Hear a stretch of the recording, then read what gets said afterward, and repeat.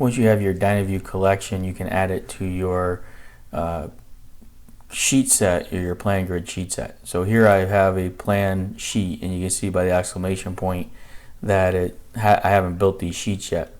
If you right click on it and I go to the properties of it, you can see here that it's looking for a boundary set. So I can add that boundary set that I created, which is that Dynaview collection. And now that I've done that, I can right click on this plan sheets and select build sheets.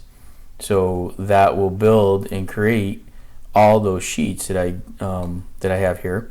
So if I was to come in and look at, let's say, sheet number 5 and right click and do a new sheet view, you'll see that it's going to place the title block on it. It's going to take that Dynaview and it's going to place it into my sheet oriented from the lower left corner, and now you can see that it's broken up. Now I can go again, just like all the other ones, I can use my down arrow key to pick on another sheet and work my way through the site. But what it's done is created the these individual sheets and populated the title block with sheet numbering and information. So this is 7 of 20, and it's placed that title block on every sheet. So it's automatically generated the sheets based off of that Dynaview collection.